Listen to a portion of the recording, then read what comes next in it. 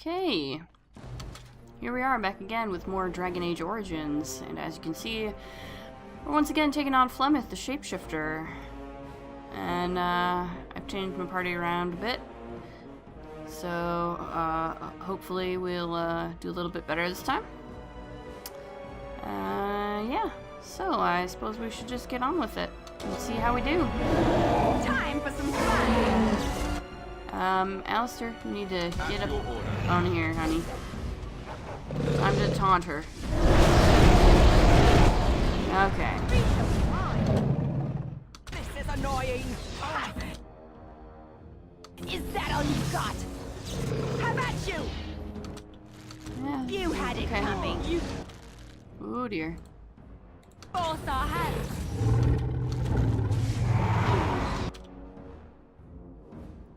Yes. No quarter! Alright, battle. Well, it is then. I'm gonna life ward ya. Yeah. There we go.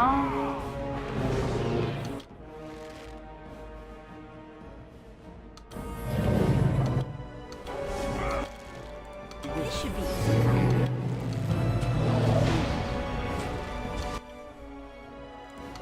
defend yourself!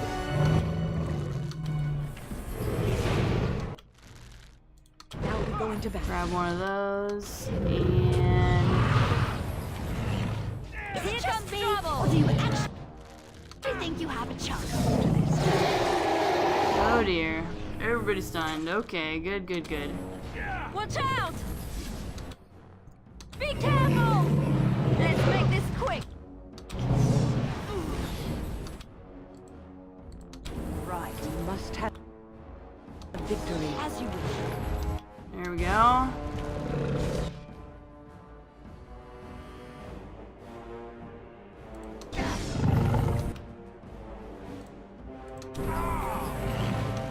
Right.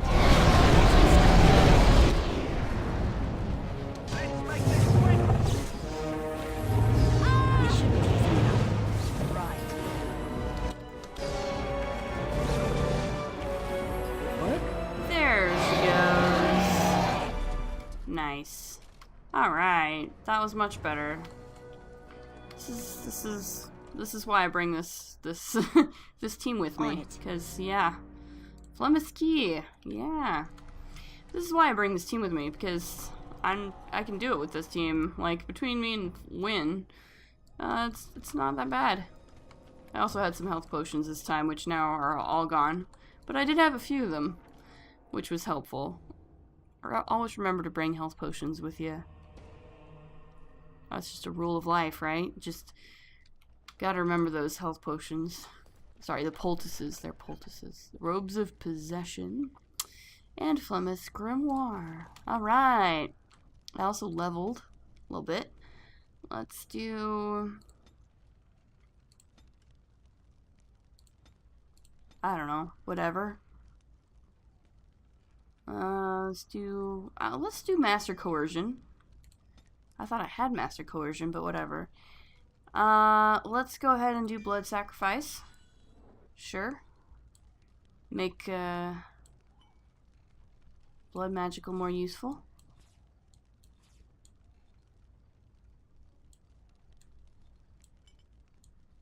Fiddle with that a little bit. Alright. Let's go and give this to Morrigan. And, yeah. Go talk to Morrigan. On it. I think Morrigan will probably be happy that we did it. Finally. I've kind of been putting it off for a while, but we managed it. So yeah, let's give it to Morrigan. I guess it's probably in here. Flemeth's Grimoire. Yes. Mother's real grimoire, is it? It is. I am glad you were able to find it after all. My thanks for retrieving it. You're welcome. I shall begin studying it immediately and unlock the power that it holds. Okay, cool. Glad you did that. Morgan, 71, warm. I'm gonna go ahead and give her blood magic too, even though I don't really have her use it. I don't usually let the AI use blood magic. It's not. I don't consider it very useful in terms of the AI. I'm gonna talk to Bodan a little bit. Are you sure I can't interest you in this hat? A pair of earrings, perhaps? A cheese knife? Because I think, yeah, we've got to persuade here. So what's your story exactly? Well, if you're really interested, I suppose it wouldn't hurt to tell you. Yeah, let's do. I am originally from Orzammar, the famed dwarven city that lies beneath the stately Frostback Mountains. I was a merchant there, too. Merchant caste. These things are in the blood, you know. You can't just leave them behind. I ran a fairly successful business. Rare artifacts, you know. Old things, grand things. The nobles loved them. Reminded them of the lost glory days, I suppose. Lost glory? Our kingdoms once spanned the length of Thados, from majestic Orzammar to Kal Sharok to glittering Darmalin far to the west. They say the gold and silver veins ran so thick through the stone of Darmalin that the entire city sparkled. The Darkspawn took it all, of course. One by one, the old tides fell, and then all that was left was Orzammar. But we were talking about how I ended up here. Well, I guess so. Went on a tangent there. A woman came to my store. She looked around for a bit and then started shrieking in dismay. Apparently, she believed that a pair of braces I had for sale once belonged to her brother. He'd been lost in a cave-in, you see, while on an expedition to clear out the Darkspawn from one of the tunnels running close to the city. They were made specially for him. They're unique, she shrieked. He stole them from my poor brother's corpse. She had me arrested on the spot, of course. Nobles, they're touchy like that. And did you steal them? Well, I didn't steal them. You see, I'd been paying these castless thugs to venture out into the deep roads for me. The lost tides, they're full of things that people left behind. Sometimes you can find a treasure, something worth a little gold. I suppose better to do something with them than leave them to rot. That's exactly how I see it. The noblewoman, she wasn't too happy with the theft of her brother's braces. I don't know what they planned for me, and I didn't want to find out. Bribed the guard that was watching me and took off for the surface first opportunity I got. Never looked back. You're quite lucky to have done so well. I thank the stone every single day. Now, is there anything the boy or I can get you? But where do these goods come from? Not the deep roads. Look, we don't rob people, all right? We don't take things from people that need them. Of course not. The things in the lost tides, what good did they do lying there? I brought them back to Orzammar, where people could look at them and remember. It's not all that different up here. There are places long abandoned by the humans everywhere. Even more now with the Darkspawn coming. What do you mean? People flee from the Blight with good reason, but they forget things. Things with value and meaning. They leave them behind because they're frightened and desperate. And sometimes, my boy and I, we find our way to these places before the Horde descends, and we save these things. I take them away so the Darkspawn don't get them. Fair enough. It's not so bad.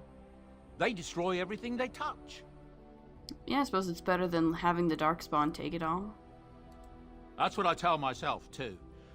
Whatever you have to justify it to yourself, I guess. Indeed. Dark times, my friend. You didn't mention your son in your tale. Yes. I'm married to a fine woman back in Denerim, it's true. She'd give me a son if she could, but that's not likely to ever be. Sandal here. I found him in the deep roads years ago.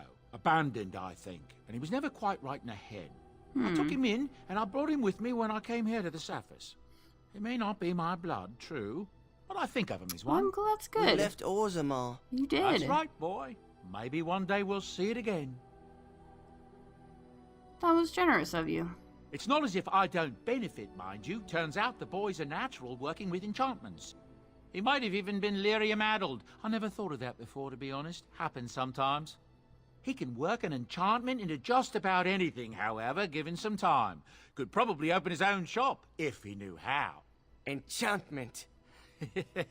Well, he does seem to enjoy it at least. Have you heard any rumors? There's been a battle out at Winter's Breath. Several of the Benorn banded together and fought against Loghain's men. Maybe 1,000 on the field, all told. Tyrn Loghain won the day, it said, but there were heavy losses on both sides. It's a fight for the throne, just like in the old times. That's what I've heard on the road, anyhow. Take it for what it is. Fair enough. I should go. Of course. Good fortune to you and yours. I really like... Bye. Goodbye, Sandal. I really like Bodan's story. I don't know why. It's just, it's really... I don't know, it's just an interesting little story. And I like that even the random merchant NPC has an interesting story to tell. And, of course, Sandal is really interesting as well. And such a nice boy and so good with enchantments. So yeah, Cadrim. On your order, Grey Warden. Do you need anything? The Jarl was generous, but rushed. Certain areas could see improvement. We're a mercenary force, Warden. Much of our equipment is self-financed. Were you to commit additional funds, we'd upgrade as we saw the need. Okay. On your order, Grey Warden. This will be different from guarding the Jarl. We are aware. But these men and women know what's at stake. They will not fail their homeland. Okay, cool. The Circle of Magi stands ready to assist, Grey Warden, as do the Templars of the Chantry. They will work together. The sincerity of your cause has drawn them together under a common banner. It would not have happened otherwise. Okay. The Circle of Magi stands ready to assist, Grey Warden. That's good. As do the Templars of the Chantry. Do you need anything? There are always areas to improve on, Grey Warden. The most useful for my talents are runes. Okay. Communal box. Let's do some coins. Sure.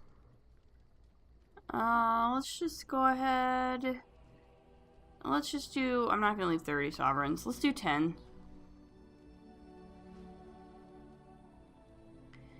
You'll have the best equipped force since, well, ever.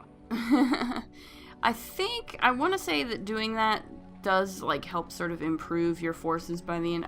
Somehow, I'm not sure exactly how, but I usually do a little bit of it just to make sure I do good in the final battle, I guess. Win! What's on your mind? Why did the spirit choose to help you? I have always had an affinity for the spirits of the Fade. As a child, I never feared my dreams because I knew they were there. What about demons? I could sense the demons, too, and their presence frightened me. It was the kindly spirits of the Fade that took the fear from me. I've always been able to feel the spirits, even if I never saw them. And as I nurtured my talent in the circle, I became more sensitive. I began to notice every time I was in the Fade, whether it was in a dream or in magical practice, that I was being watched. Do spirits watch people like that? I suppose they must. It is these benevolent spirits that create our dream worlds in the Fade. Interesting Sometimes thought. I would see it, a glowing, nebulous form. Most times I would just feel its presence, gentle and comforting, but somehow alien. I think it is a spirit of faith. They have never been seen before, and perhaps I am wrong. But something tells me I'm not. It always felt like the same entity.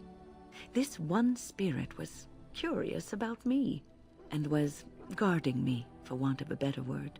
You mean it protected you?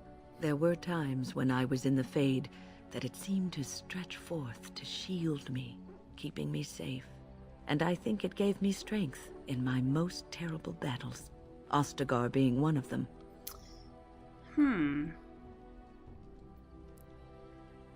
And also in your fight with Petra's demon. I don't know why I was chosen. Perhaps it knew that there was something more that lay in store for me. I like to think that I was given a rare chance, and I'm going to make the best of the time so generously given to me. I'm glad you think traveling with me is worthy of your time. I will not lie motionless in a bed with coverlets up to my chin, waiting for death to claim me. That is not the death for me. And so I will fight alongside the Grey Warden, and help prepare her for the task that is yet before her. So you had better listen to me. Because Okay. I swear, if I should fall before the end and you don't seem to be doing things properly, I'll get up again to give you a good finger wagging. I'll hold you to that promise. You know, I think you'll be all right, even without my help. Aw, Win, thanks. That's nice to hear. Okay, cool. I'm glad you think so. I'm gonna give you Arcane Warrior, just for the hell of it. I don't know if I'm gonna actually make much use of it. Let's give you Cleansing Aura, though. Just for the heck of it. Yeah, Liliana. What have you got for me, girl? Something I can help with? I'd like to talk Yes? to you. What's on your mind? Why did you decide to come to Ferelden? My mother was from Denerim, and I consider myself a Ferelden. Mother served an Orlesian noblewoman who lived here when Orlais ruled. I see. When Orlais was defeated and the common folk began to resent the presence of any Orlesian, the lady returned to Orlais. She took my mother with her. I was born in Orlais and did not set foot in Ferelden till much later. Mother was always telling me stories of her homeland. I think she missed it. Was she not happy in Orlais? She wasn't unhappy. We had a good life, and she liked Orlais well enough. I loved it, though. Valroyaux was so vibrant, colorful. Mother died when I was very young. Lady Cecily let me stay with her. I had no one else. She was quite old then, and she had me study music and dance to entertain her. It is unfair that I have more memories of Cecily than my mother. Do you remember nothing of your mother? Strangely, the only thing I really remember of Mother was her scent. She kept dried flowers in her closet amongst her clothes. Small white Ferelden wildflowers with a sweet fragrance. Mother called them Andrastis Grace. They were very rare in Orlais. But enough about that. Let us move on. I guess. But I want to talk to you some more. Something I can help with? Let's talk. Yes? What's on your mind? Do you miss anything about Orlais? I miss Valroyaux. Unlike other cities where the people are the lifeblood and the character, Valroyaux was her own person, and her people little more than decorations. There was always music in Valroyaux, streaming from the many windows, quiet refrains and triumphant choruses, and always, floating above that all, the chant, coming from the Grand Cathedral. It was magnificent. It sounds wonderful. Oh, it would take me a day or two to talk about the many splendors of Orlais, her golden fields, her lush meadows. Of course, there are good things and bad things about Orlais, like anywhere else. Sometimes I miss it dearly, and sometimes I'm glad I'm rid of it. And you will laugh at this, but I miss the fine things I had in Orlais. What sorts of things? Dresses, fine dresses and furs. And shoes, of course. One can't mingle with nobility with bad shoes, you see. Orlais is very fashionable, almost ridiculously so. But the shoes! Living with those ridiculous trends was worth it for the shoes. What's so special about shoes? Well, they're shoes. They're pretty. Some of them anyway. When I left Orlais, the fashion was shoes with delicate tapered heels and embellishments in the front. A ribbon, perhaps, or embroidery. In soft colors, of course. It was spring.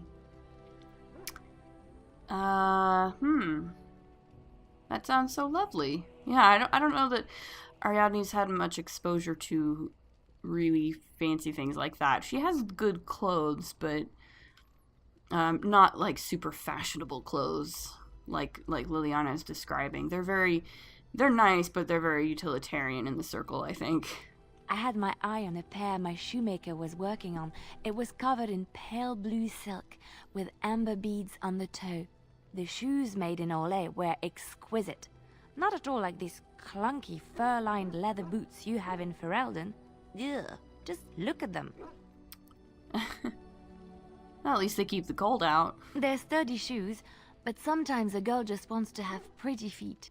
Oh, I could talk about shoes all day, but we have things to do, don't we?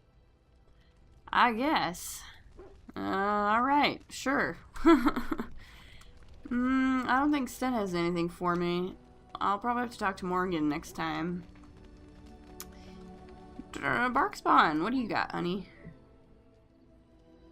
Let's pet you. Aw, cutie. Belly rubs. Good stuff, good stuff. Let's see, probably gotta level up some people. Liliana needs to be leveled.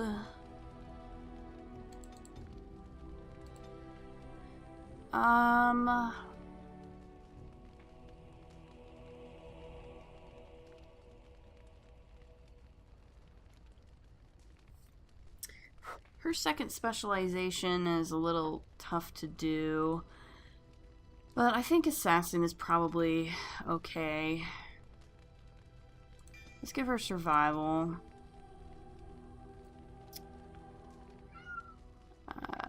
Let's give her...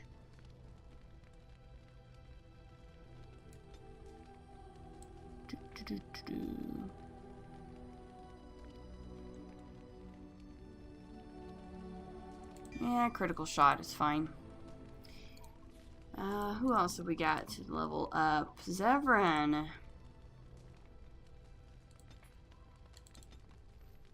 I'm gonna give you Duelist for your second. And Combat Tactics. And we'll do this just so that you can open locks for me. So now, hopefully, both he and Liliana should be able to open most things.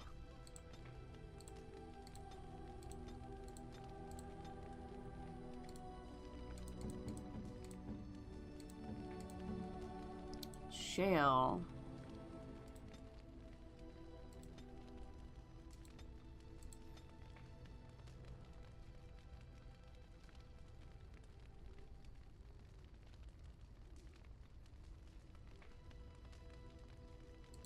Let's give you that. Earthen Grasp. And Sten.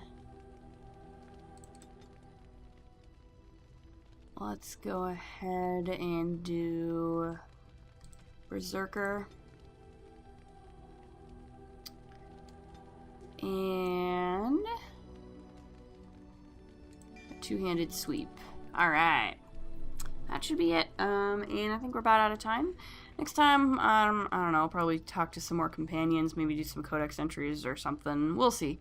As always, if you like what you see, please like, comment, subscribe, and we'll see you in the next episode. Later.